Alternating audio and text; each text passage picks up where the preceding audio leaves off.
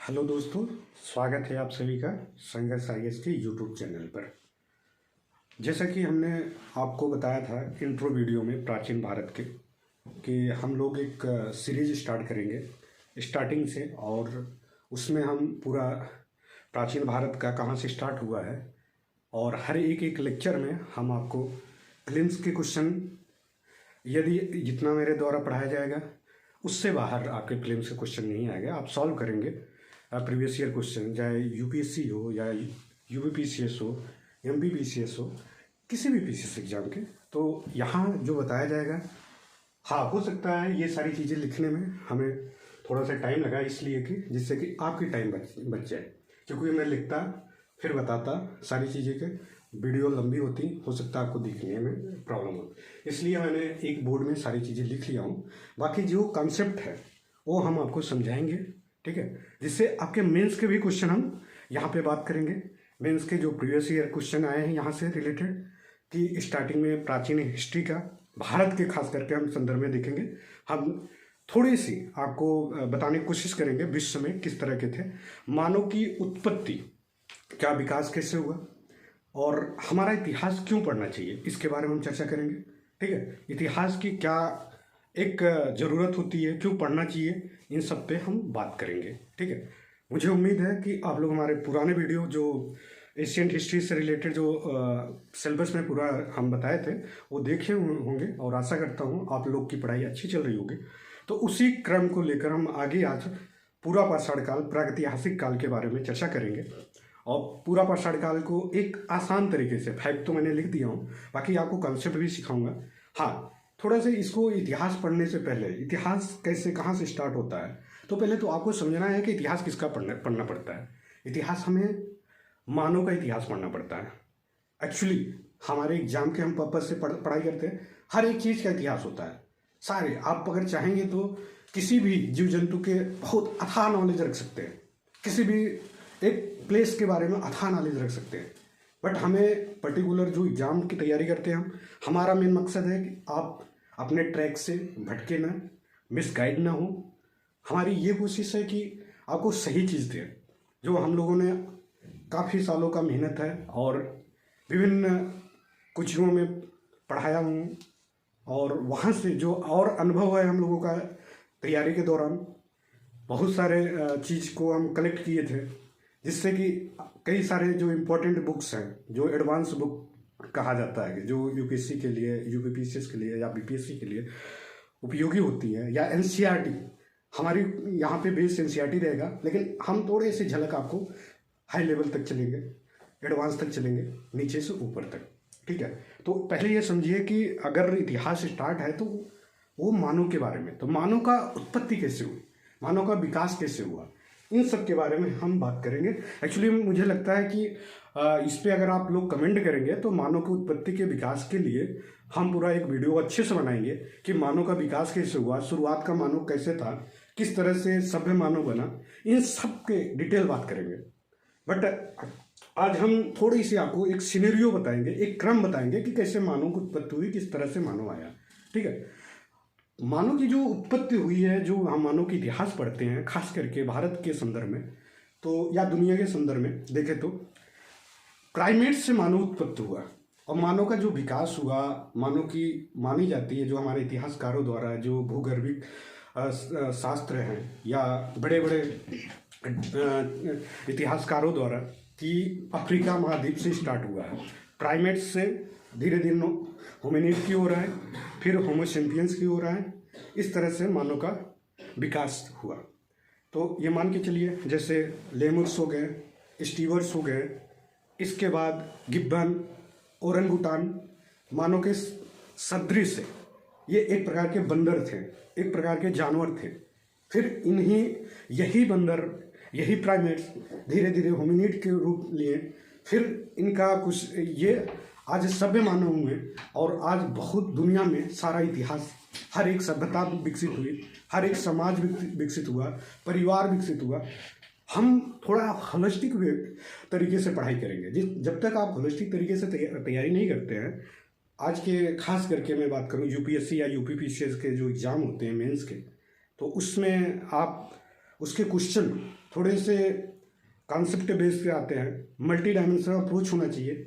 यदि आपका हर dimension clear है तो आप क्वेश्चन टैकल करना आपके लिए आसान हो जाता है, ठीक है।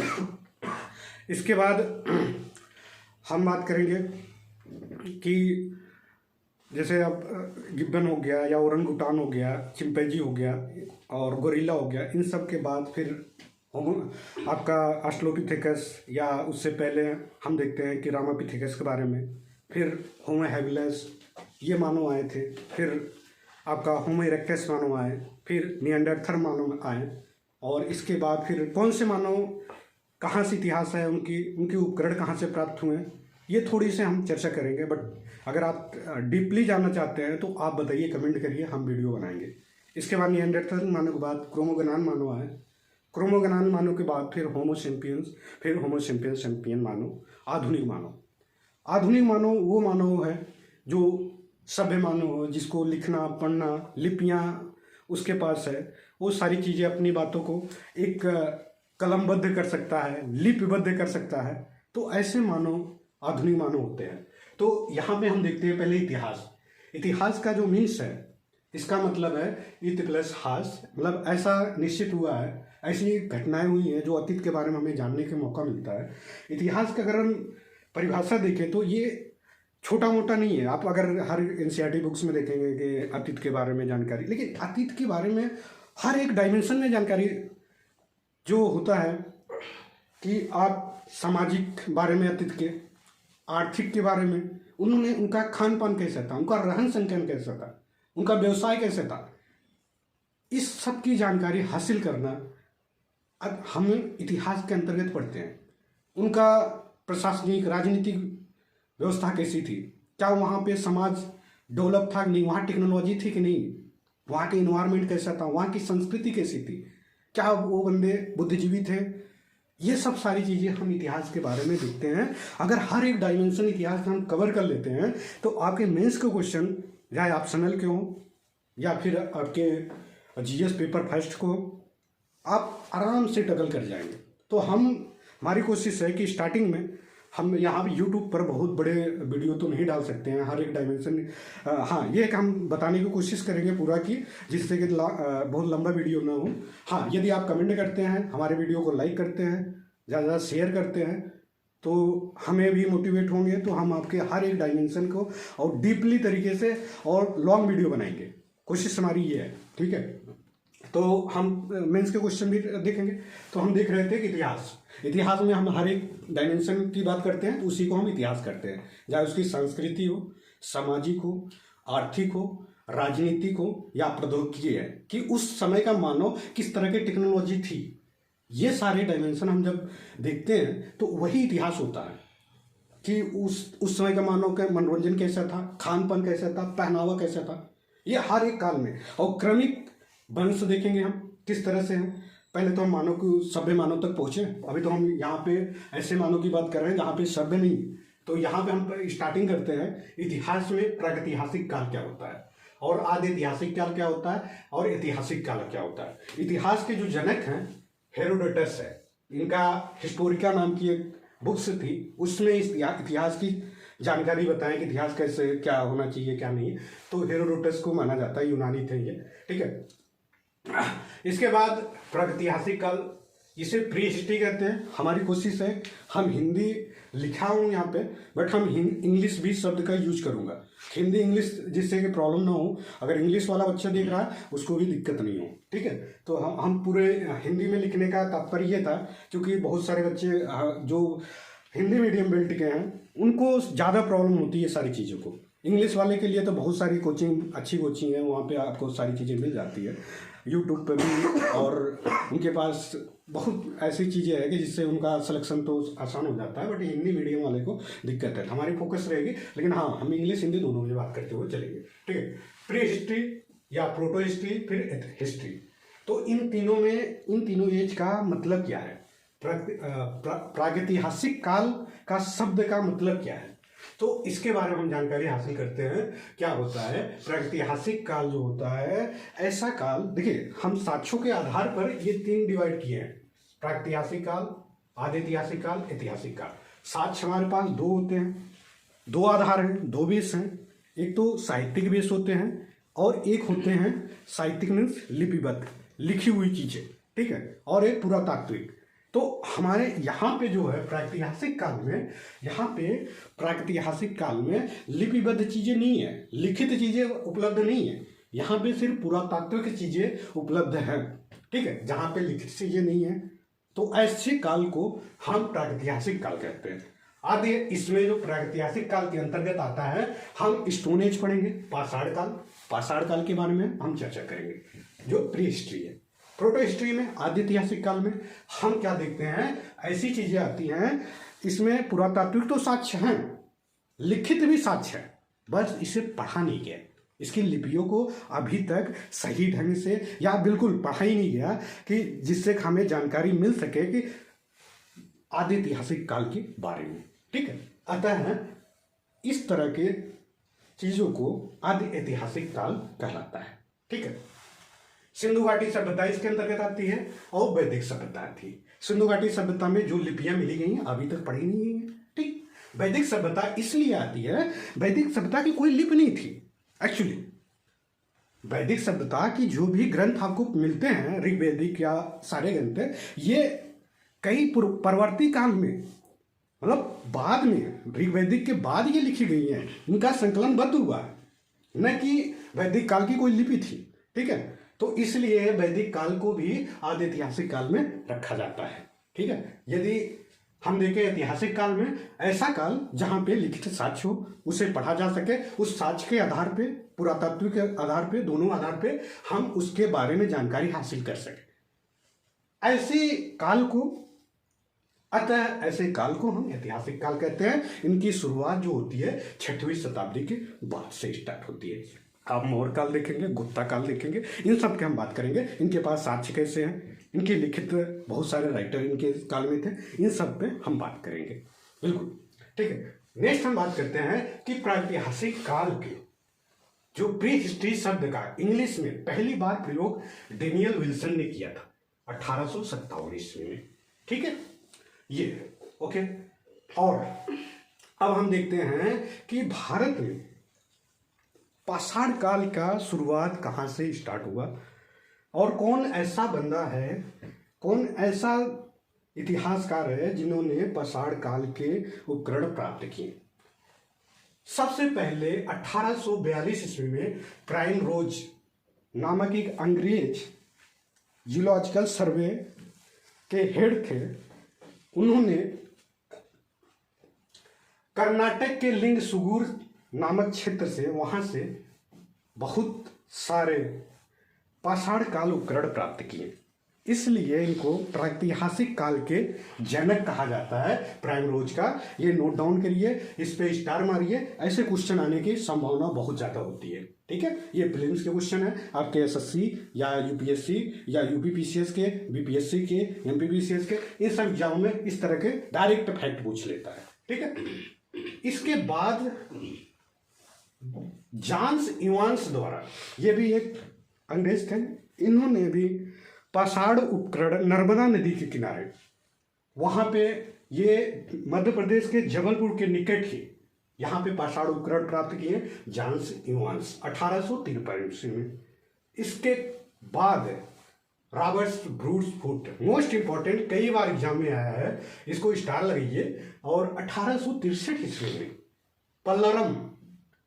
पल्लरम ये तमिलनाडु, चेन्नई, मद्रास के आसपास क्षेत्र पड़ता है, वहाँ के करीब कुछ दूर पे पड़ता है, चेन्नई के आसपास में पल्लरम, वहाँ से हैंडेक्स की प्राप्ति हुई है, जो पाषाणकालीन उपकरण है, पूरा पाषाणकाली।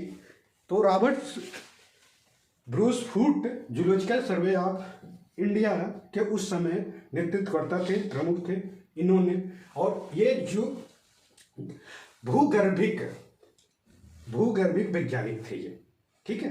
इनको पूछा गया है कि भूवैज्ञानिक कौन थे, रॉबर्ट ब्रूस फुट के बारे में एग्जाम में आपको देखने को मिलेगा जब प्रीवियस ईयर आप क्वेश्चन सॉल्व करेंगे 1863 ईस्वी में। इसके बाद विलियम किंग नामक व्यक्ति आया 1884 में, ये भी एक इतिहासकार थे। अत्रिपक्कम से, यहाँ से भी इन्होंने पाषाण उपकरण खोजे, ठीक है। और काफ़ी ज़्यादा मात्रा में प्राप्त हुए। हैंडेक्स की प्राप्ति हुई, ठीक है, विलियम किंग द्वारा। डी टेरा पीटरसन 1935 ईस्वी में एल कैम्ब्रिज अभियान में पोतवार के पठार में, पोतवार का पठार ये पड़ता है शिवालिक पहाड़ियाँ पाकिस्तान के आसपास क्षेत्रों में, वहाँ पे प्रागैतिहासिक काल के, पाषाण काल के उपकरण प्राप्त हुए, ठीक है। नेक्स्ट हम बात करते हैं कि पाषाण काल की क्या विशेषता थी। पाषाण काल में जहाँ पे स्टोन का यूज होता था, पत्थर का यूज होता था स्टोन एज में, इसे हम आपको बताया कि स्टोन की ये था यहाँ पे, ठीक है। कैसे कैसे एक क्रमिक संस्कृतियाँ विकसित हुई वो हम बाद में देखेंगे, ठीक है। अभी लास्ट में पाषाण काल के अंतर्गत ये तीन डिवाइड किया गया है, तीन भाग डिवाइड किया है।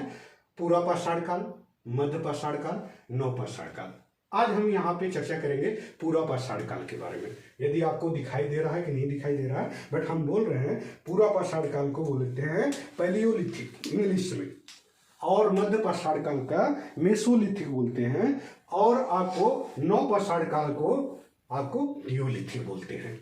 तो आज हम सिर्फ पूरा पाषाण काल के बारे में चर्चा करेंगे, मध्य पाषाण काल और नव पाषाण काल की बात बाद में करेंगे, ठीक है। तो पूरा पाषाण काल की जो विशेषताएं थी वो थी खाद्य संग्रह जीवन थी उस समय के मानव का। वो हंटिंग करते थे, आखेट करते थे, और इसके बाद उनका जो भी खाद्य होते थे उसको संग्रहित करते थे, और वैसे उनकी जीविका चलती थी, ठीक है। नेक्स्ट विशेषता थी वो नोमैडिक थे, वो घुमक्कड़ थे, यायावर जीवन जीते थे। घुमक्कड़ मीन्स होता है जो एक स्थान पे जब तक वहाँ पे उनके खाने पीने की सारे बंदोबस्त रहता है सुविधाजनक आसान तरीके से, तब तक वहाँ पे रहते हैं। जैसे वहाँ पे खाद्य की प्रॉब्लम हो जाती है, इन्वायरमेंट चेंज होता है, ऋतु प्रवास कर लेते हैं, एक स्थान से दूसरे स्थान पर चले जाते हैं। नोमैडिक वाले हम चैप्टर देखेंगे ट्राइब्स में किस तरह के होते हैं, ठीक है। ये भी हमारा पार्ट है कि सरकार नोमैडिक के लिए क्या करती है। आज भी नोमैडिक है, जैसे सैंपेन, जारवा, अंडमान निकोबार में, इस तरह के बहुत सारे, ठीक है। तो हाँ, इनके घुमक्कड़ या और जीवन था इनका। ये जंगलों पर प्राकृतिक जो खाद्य थे उस पर निर्भर थे। इनका खान पान था कच्चे मांस, बड़े बड़े जानवरों को बड़े बड़े पत्थरों से मारकर इनका जो भोजन होता था खाते थे। कंदमूल खाते थे, और जंगल से जो फल होते थे उनका सेवन करते थे। कंदमूल और फल जो होते थे ये काफ़ी ज़्यादा समय तक चलते थे। उस समय हिमयुग था एक्चुअली। यदि बात करूं पाषाण काल का, तो यहाँ पे जो मानव आए हैं ये प्लीस्टोसीन युग की बात कर रहा हूँ मैं।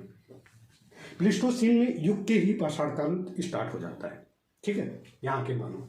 नेक्स्ट है इनको धातुओं से अनभिज्ञता थी। यहाँ पे धातु बिल्कुल इनको जानकारी नहीं थी। धातुओं की जानकारी तो हम देखते हैं आद्य ऐतिहासिक काल में या ताम्र पाषाण काल में। ये हम इसके बाद इनको धातुओं की जानकारी न होने का बड़े बड़े पत्थर के यूज करते थे। समूह में रहते थे ये लोग।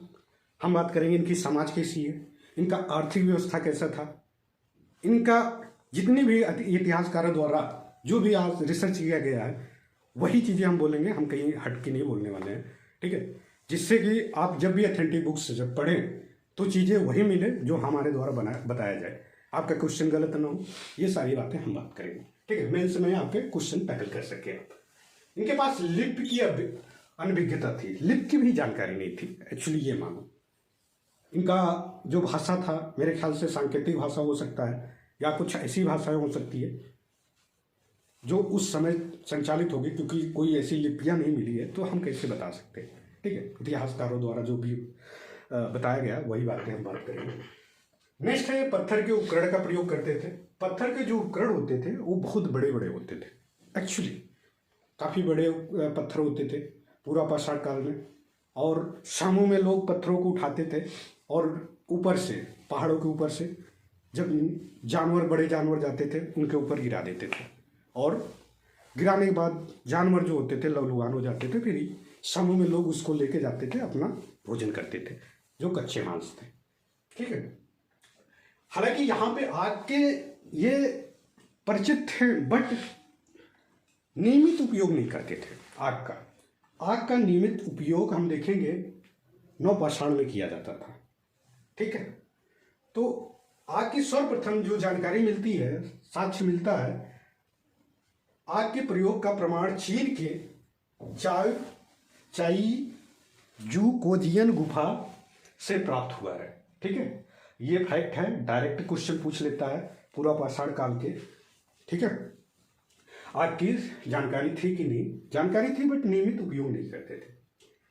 इसके बाद हम बात करेंगे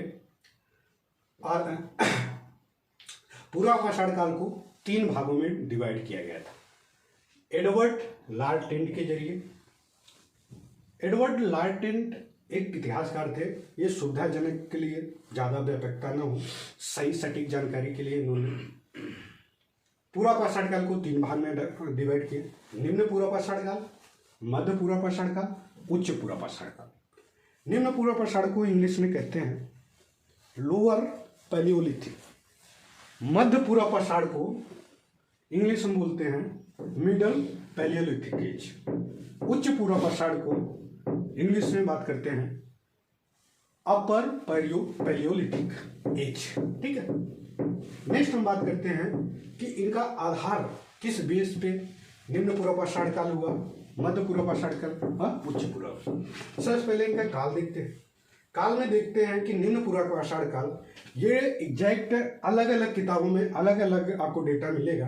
कहीं पे 25 लाख 30 लाख दिया है, 25 से 30 लाख 1 लाख के बीच में, कहीं पर दिया है कि 5 लाख से 50,000। हमारी कोशिश है कि जो हम एथेंटिक बुक्स पढ़े हैं एडवांस, वहाँ से ये डेटा कलेक्ट किए हैं। ठीक है, तो ये इस पर बहुत ज़्यादा आपको टाइम पे काल पे नहीं जाना है, बस आपको इतना अनुमान होना चाहिए कि किस समय थे। एक्चुअली ये 5 लाख से 50,000 वर्ष पूर्व माना जाता है निम्न पूरा पाषाण काल। यहाँ पे जो उपकरण यूज किए जाते थे वो चापर, चापिंग, बिदाड़ी, हैंडेक्स। चापर चापिंग मीन्स होता है, चापर मीन्स होता है जो काटने वाली चीज होती थी। पत्थर के औजार होते थे, क्योंकि ये पूरा स्टोन एज है तो यहाँ पे पत्थर होते थे, तो बड़े बड़े पत्थर होते थे। चापर मीन्स होता है, मान लीजिए इस तरह की कोई औजार है, एक साइड इस तरह का नुकीला रहता है, उसको बोलते हैं चापर। चापिंग मीन्स होता है दोनों टाइप। ठीक है, हैंडेक्स कुल्हाड़ी टाइप होता था, इस तरह की चीजें होती थी, इस तरह के हैंडेक्स होता था जिसको काटने उठने में काम होते, या जो पेड़ होते थे या फिर जानवरों को जो खाल होते थे उसके निकालने में यूज करते होंगे, ऐसा इतिहासकारों का मानना है। ठीक है, नेक्स्ट बात करेंगे हम कि इनकी जो उपकरण बनते थे वो किस पत्थर के थे। निम्न पूर्व पाषाण काल में क्वार्टजाइट के पत्थर होते थे। क्वार्टजाइट काफी मजबूत पत्थर होते हैं, काफी टिकाऊ होते हैं, इसलिए क्वार्टजाइट पत्थर का यूज किया जाता था उपकरण बनाने में। ठीक है, यहाँ की जो संस्कृतियां थी कोर संस्कृति थी। कोर संस्कृति क्या होती है आपको हम थोड़ा से बताने के प्रयास करेंगे, हालांकि यहाँ पे जगह कम है, बट हम कोर संस्कृति में ये होता था कि जो नदी होती थी, क्योंकि मानव नदी के किनारे रहते थे, वहाँ पे आसानी से उनको पानी मिल जाता था, या कुछ और जो पानी में तो पानी होता था पीने होने के लिए, और वहाँ पे पहाड़ होते थे तो गुफाएं होती थी, तो वहाँ पे रहते भी थे मानो। ठीक है, तो नदियों के किनारे जो पत्थर आते थे बड़े बड़े, इस तरह से नदियों के जो तट इलाका होते थे टकरा जाते थे, और टकरा के फिर वो धीरे धीरे गोल आकार आ जाता था इस तरह के। तो ऐसे आकार को कोर संस्कृति कहते थे। तो मान लीजिए ये पत्थर है और इसको पटका गया, यहाँ से इसके भाग टूट गए। ठीक है, ये जो बीच का पार्ट बता, इसी को कोर कहते थे। कोर मतलब एग्जैक्ट जो गोला टाइप का होता है उससे बोलते हैं कोर संस्कृति। ठीक है, ये क्वार्टजाइट के पत्थर के थे। यहाँ के जो निम्न पाषाण काल के मानव थे होमो इरेक्टस थे, और ये प्लीस्टोसीन में थे। हम बात करेंगे ये भूगर्भिक जो काल हैं टोटल कि चाहे प्राइमरी बात करूं या सेकेंडरी बात करूं, क्वार्टरनरी बात करूं, उससे पहले टर्सरी की बात करूं। अगर यदि आप कमेंट करते हैं तो भूगर्भिक काल के हम एक वीडियो अच्छे से बनाएंगे, कैसे कैसे जीवों की उत्पत्ति हुई, कैसे नॉन लिविंग से लिविंग जीव बना, फिर उसका विकास कैसे हुआ, कि बैक्टीरिया का कैसे, सेल का कैसे विकास हुआ, सेल के बाद जो पेड़ पौधे, चाहे ब्रायोफाइटा हो चाहे टेरिडोफाइटा हो, उन सब का हम डिटेल में बात करेंगे। फिर होमो सेपियंस तक आएंगे, पहाड़ों की उत्पत्ति कैसे हुई, भूगर्भिक पूरे काल की बात करेंगे, चाहे वो आपका पैलियोजोइक हो मेसोजोइको, सिनोजोइको, नियोजोइको, सारे जोइक, उससे पहले आर्कियोजोइक के बारे में बात करेंगे, किस तरह से मानव का विकास हुआ। ठीक है, और हर एक काल में कितने उसके पीरियड्स पे, उस सब भी हम डिटेल में बात करेंगे। आप कमेंट करिए, 100% हम उस पर वीडियो बनाएंगे। और बहुत सरल, एक्चुअली होता क्या है कि जब इंसान यूपीएससी की तैयारी करता है तो उस दौरान उसे हर एक सब्जेक्ट पढ़ना पड़ता है। यूपीएससी ऐसा सिलेबस है, चाहे उसे हिस्ट्री हो, ज्योग्राफी हो, पॉलिटी हो, साइंस हो, खास करके बायोलॉजी, बायोटेक की बात करूँ, आजकल जेनेटिक जीनोम की बात होती है, तो जब जिसकी बायोलॉजी अच्छी होती है तो उसको इतिहास में रुचि भी होती है। एक्चुअली साइंस के भी हम देखो, क्योंकि इतिहास जब तक आप साइंस से रिलेट नहीं करेंगे, चीज़ों को समझ नहीं आते। क्योंकि मानो ये क्या है, बायोलॉजी है, तो बायोलॉजी का अध्ययन अगर हमें पता है, मानव की खोपड़ी के बारे में पता है, मानव का जो क्रेनियल कैपेसिटी है, कैसे कैसे, क्योंकि क्रेनियल कैपेसिटी जैसे जैसे डेवलप हुआ मानव, वैसे वैसे मानव बुद्धिशील हुआ, वैसे उसकी क्रिएटिविटी बढ़ी, वैसे वो डेवलप अपना करने लगा, वैसे ही लिपियाँ बनने लगी। तो ये सब, जैसे आप हम ऑस्ट्रेलोपिथेकस मानव की बात करेंगे, उनकी क्रेनियल कैपेसिटी बहुत कम थी, 350 450 के आसपास था। ठीक है, इसके बाद जो आज के मानव हैं, होमो सेपियंस मानव है, आज का मानव जो है, इनकी क्रेनियल कैपेसिटी 1450-1500 के आसपास है, जो कि बहुत सारा बुद्धिशील है इनके पास। इनकी बात, इनकी हर एक चीज़ सोचने समझने पहले के मानव का, ऑस्ट्रेलोपिथेकस मानव से कई गुना। तभी आज हमने टेक्नोलॉजी के इतने बड़े बड़े चाँद पे पहुंच गए, सूर्य की बातें करते हैं, चंद्रमा की बातें करते हैं, अंतरिक्ष की बातें करते हैं, सैटेलाइट की बातें करते हैं। इतनी टेक्नोलॉजी कैसे आ गई? क्योंकि मस्तिष्क के विकास के ही कारण से ना। तो आप कमेंट करिए, बिल्कुल हम इस पर भी वीडियो बनाएंगे। ज़्यादा से ज़्यादा लाइक करिए, शेयर करिए। एक्चुअली क्योंकि हम आ रहे हैं तो आपके सामने, तो हम सही चीज़ लेकर आ रहे हैं जिससे आपका सिलेक्शन हुआ। हमारा मकसद आपको मिसगाइड करने का नहीं है। हमें मिसगाइड किया गया है, बट हम आपको नहीं करेंगे। हमारी कोशिश यही है कि सही चीज़ दूँ जिससे आपका सिलेक्शन हो जाए। हमें जो भी माने, अपना दोस्त माने, अपना साथी माने, लेकिन हम पर भरोसा करिए। हमें अगर प्यार देंगे, हम सही चीज़ देंगे आपको। अभी हमारी स्टार्टिंग है, हो सकता है वीडियो बहुत अच्छा नहीं आ रहा होगा, क्योंकि हमारे पास क्वालिटी वाले कैमरे नहीं है कि जिससे हम कैमरा ले सकूं और आपको क्वालिटी वाले वीडियो बना के दिखाऊं। हमारे पास इतने पैसे नहीं, हमारे पास जो भी पैसे थे हम उसी के जरिए अपनी टीम खड़ा किए हैं, और सही चीज़ देने के लिए, जिन्होंने कई सालों तक मेहनत किया और कर भी रहे हैं, ऐसा नहीं कर रहे हैं, और वो सही चीज़ें देना चाहते हैं आपको। जैसे आपको भटके में, यदि आप गलत ट्रैक में जाते हैं, मिसगाइड होते हैं, तो 100% आपका सिलेक्शन नहीं होगा, आप फ्रस्ट्रेट होंगे। फ्रस्ट्रेट के साथ साथ आप समझ सकते हैं क्या क्या चीज़ें होती है। बहुत सारे ऐसे लोग होंगे जो ये वीडियो देखेंगे, उनको बहुत सारी चीज़ें समझ में आएगी कि वास्तविक चीज़ें क्या है, एग्जाम कैसे क्वालिफाई किया जाता है। ठीक है, मानव जो थे, होमो इरेक्टस मानव थे, जो खड़े होकर मानव चलते थे निम्न पूर्व पाषाण काल में, प्लेस्टोसिन का एज था। ठीक है, होमो इरेक्टस हमने बताया, ऑस्ट्रेलोपिथेकस मानव के बाद होमो हैबिलिस, फिर होमो इरेक्टस। इरेक्टस में 2 मानव होते हैं, जावा, पेकिंग, उन सब के, इनके जितने भी सब कैटेगरी थे उनकी भी बात करेंगे हम। बस आपका कमेंट आना चाहिए मेरे पास। इसके बाद हम बात करेंगे इनकी स्थल कहाँ प्राप्त हुए। ये निम्न पूर्व पाषाण के भीमबेटका से, टी नरसिंहपुर से, और डिडवाना। टी नरसिंहपुर एमपी में पड़ता है, भीमबेटका एमपी में पड़ता है। भीमबेटका से काफ़ी सारे पूर्व पाषाण काल की, पैलियोलिथिक एज की चित्रात्मक साक्ष्य प्राप्त हुए, उनकी बारे में बात करेंगे हम, जहाँ से हमें उनके समाज के बारे में, कहीं ना कहीं उनकी आर्थिक जीवन के बारे में पता चलता है। ठीक है, ओके। नेक्स्ट हम देखते हैं पल्लवरम, मोस्ट इंपॉर्टेंट। आपको मैंने पहले बता चुका हूँ, पल्लवरम में रॉबर्ट ब्रूसफुट नामक इतिहासकार द्वारा, भूगर्भिक वैज्ञानिक द्वारा हैंडेक्स प्राप्त हुई। अत्रिपक्कम से भी बता दिया हूँ, अत्रिपक्कम विलियम किंग उनके दोस्त थे, इन्होंने प्राप्त किया है। बेलन की घाटी मिर्जापुर यूपी में पड़ता है, यहाँ से भी पूर्व पाषाण काल के, निम्न पूर्व पाषाण काल के कई सारे उपकरण प्राप्त हुए हैं। ठीक है, ये डायरेक्टली क्वेश्चन पूछता है एग्जाम में कि बेलन घाटी से क्या निम्न पूर्व पाषाण काल के या पूर्व पाषाण काल के उपकरण प्राप्त हुए कि नहीं प्राप्त हुए, या भीमबेटका से निम्न पूर्व पाषाण काल के या पूर्व पाषाण काल के उपकरण प्राप्त हुए नहीं, ऐसे प्लेन्स में डायरेक्ट पूछ लेते। मेंस क्वेश्चन अभी हम बात करेंगे, हमारे पास प्रीवियस ईयर क्वेश्चन है, उसके हम आंसर भी देंगे किस तरह से आपको लिखना है।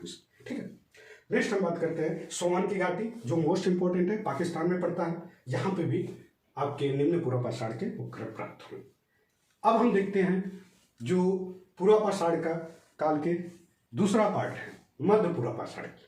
मध्य पूर्व पाषाण काल में जो इसका आधार काल है 50,000 से 40,000 वर्ष पूर्व माना जाता है। ये भी अन्य अलग अलग किताबों में अलग अलग काल अलग अलग समय निरूपित किया गया है। ठीक है।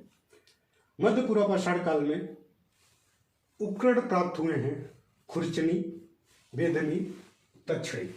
ठीक है। खुरचनी मीन्स होता था, यहाँ पे जो संस्कृतियाँ होती थी फलक संस्कृतियाँ होती। फलक संस्कृतियाँ मीन्स होता है कि जो पत्थर होते थे, पत्थर कई परत में होते हैं, तो पत्थरों को क्या किया जाता है, यहाँ के जो पत्थर यूज किए जाते थे क्वार्टजाइट के, फ्लिंट के और जेस्पर इत्यादि प्रकार के जो चट्टान होते थे उसी का यूज किया जाते थे। तो क्वार्टजाइट का ऑलरेडी यूज है, ऐसा है नहीं यूज किया जाएगा। इसके बाद फ्लिंट, चार्ट, जेस्पर थे।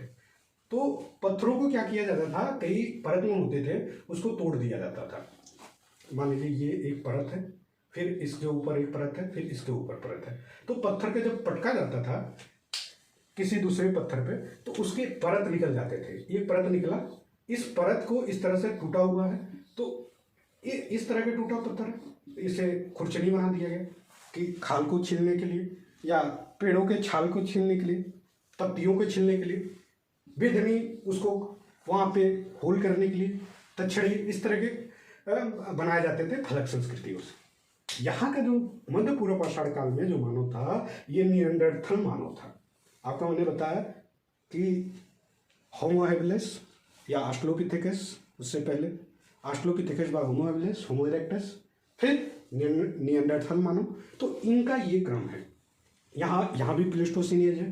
ठीक है। यहाँ भी हिमयुग है, यहाँ भी हिमयुग, यहाँ भी हिमयुग। थोड़ा से इसके निम्न पाषाण काल के अपेक्षा मध्य पूर्व पाषाण काल में टेम्परेचर बढ़ा, क्लाइमेट चेंज हुआ, तो लोगों का रहन सहन आसान हो जाता है। आज आपके दैनिक जीवन में यदि कोई आपदा आती है, बाढ़ आ गया, भूकंप आ गई, तो आपका भी तो अस्त व्यस्त हो जाता है, जो कि आप काफी बुद्धिशील मानव है। उस तरह के उस समय मानव भी हिमयुग था, पूरा पूरा हिम पड़े हुए थे। यहाँ तक कि जो सूर्य की रोशनी जहाँ पे वर्ष भर में डायरेक्ट चमकती है, इक्वेटर के आसपास भी हिमयुग था। धीरे धीरे जब टेम्परेचर बढ़ना स्टार्ट हुआ तो हिम शिफ्टेड होने लगा नॉर्थ की ओर, नॉर्थ पोल की ओर, साउथ पोल की ओर। इस सब की हम चर्चा करेंगे बिल्कुल। नेक्स्ट हम बात करते हैं इनका जो स्थान प्राप्त हुआ मध्य पाषाण काल के, नेवासा मोस्ट इंपॉर्टेंट महाराष्ट्र में। नेवासा आपको और आगे चल के भी कई सारे यहाँ पे काल के उपकरण प्राप्त हुए हैं। प्रवरा नदी के किनारे पड़ता है नेवासा। ठीक है। एक हथनौरा है, हथनौरा ये काफ़ी इम्पोर्टेंट है एक्चुअली। हथनौरा से एकमात्र जो पूरा पाषाण काल या मध्य पाषाण काल के उपकरण प्राप्त हुए हैं, मानव के कंकाल प्राप्त हुए हैं, जिसका खोज अरुण सोनिकिया द्वारा किया गया था। एक ये हमारे पुरातत्व विभाग के इतिहासकार थे, इन्होंने रिसर्च किया, वहां से मानव के कंकाल प्राप्त हुए हैं। ठीक है।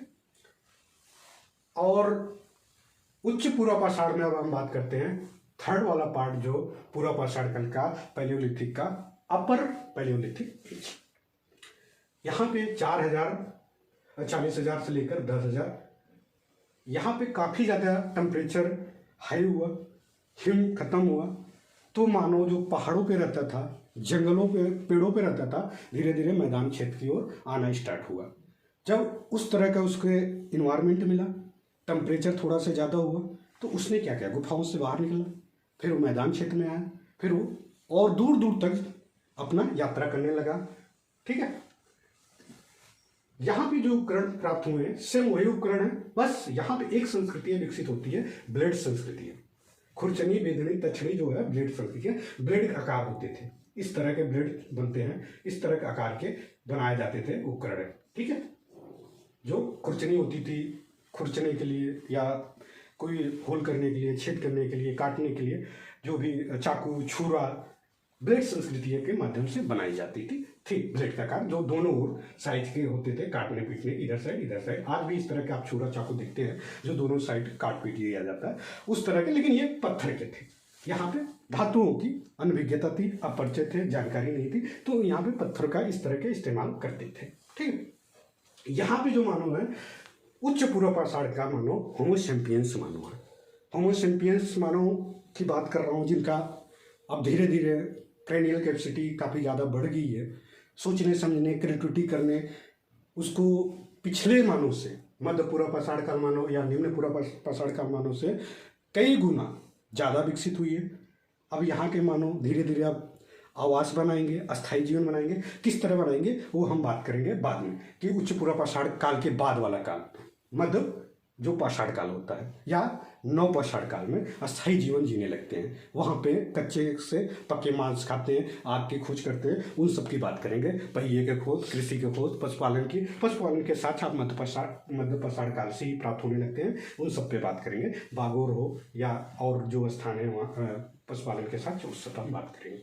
यहाँ जो स्थल प्राप्त हुई है उच्च पूर्व पाषाण काल के जो उपकरण प्राप्त हुए हैं भीमबेटका से लगभग निम्न पूर्व पाषाण, मध्य पूर्व पाषाण, उच्च पूर्व पाषाण तीनों कालों से यहाँ से उपकरण प्राप्त हुए हैं। बेलन नदी घाटी जो हमने पहले बताया, बेलन नदी घाटी से भी तीनों काल के उपकरण प्राप्त हुए। सोहन नदी से भी तीनों काल के उपकरण प्राप्त है। बेलन नदी घाटी में एक लोहदा नाला है मिर्जापुर में आसपास, ठीक है। वहाँ से जो हड्डी होती है, हड्डी के मूर्ति आकार मातृ देवी की मूर्ति प्राप्त हुई है, जिससे ये पता चलता है कहीं न कहीं उच्च पूर्व पाषाण काल के मानव अब धार्मिक होना स्टार्ट कर रहे हैं। उनका कहीं पूजा पाठ उपासना में भी रुचि होने लगी है। इस तरह से हालांकि बहुत ज़्यादा उपकरण नहीं प्राप्त हुए, वहीं सिर्फ यहाँ से प्राप्त हुए बेलन घाटी से, लोहदा नाले से, ठीक है। भीमबेटका में चित्र प्राप्त हुए हैं, वो प्राकृतिक रंग यूज किया जाता था, जैसे गेरुआ, लाल, पीले, इस तरह के रंग यूज होते थे। भीमबेटका में जो चित्र प्राप्त हुए, भीमबेटका से हमें बहुत सारी चीज़ें वहाँ से क्लियर होती है कि उस समय के मानव, पूर्व पाषाण काल के मानव किस तरह रहता, उनका समाज कैसा होता हो। अब हम धीरे धीरे बात करेंगे कैसे कैसे उनका समाज था, कैसे उनकी संस्कृति थी, ये सारे हम फैक्ट बात कर लिया। अब हम समाज, संस्कृति या आर्थिक जीवन कैसा उनका होता था, जो कि इतिहासकारों द्वारा एक रिसर्च के बाद उनका खुद का ऐसा मानना है कि इस तरह के मानव समाज होगा। तो इनका समाज जो है बैंड आकार होता था, बैंड टाइप का होता था। बैंड आप शादियों ब्याह में देखते होंगे कि लोग 10-20 का ग्रुप होता है और एक टून पे ही कोई हारमोनियम बजा रहा है, कोई पिपीड़ी बजा रहा है, कोई कुछ बजा रहा है, कोई ढोलक बजा रहा है। तो इस तरह का इनका बैंड समाज था। इनमें 20 से 40 सदस्य होते थे। जब ये शिकार करने या कहीं जाते थे तो ग्रुप में जाते थे, तो वहीं पर 20-40 के जो ग्रुप होते थे, समाज में बैंड समाज होता था। जो उसमें ताकतवर व्यक्ति होता था, शक्तिशाली होता था, तो उसने क्या करते था, उसी को नेतृत्व करता बना देते थे कुछ क्षण के लिए, जब तक उन्होंने शिकार पे गए। क्योंकि उस समय इस मानव का आत्मरक्षा बहुत इंपॉर्टेंट होता था, अपने आप को सुरक्षित रखना, सिक्योर रखना, जिससे कि बड़े बड़े जानवर होते थे, जंगलों में रहते थे, तो जो बुद्धिशील मानव होता था, जो थोड़े से प्रतापी मानव होता था, शक्तिशाली होता था, उसको आगे आगे नेतृत्व करने के लिए पीछे पीछे सारी पार्टियां चलती रहती थी। इस तरह का इनका समाज होता था।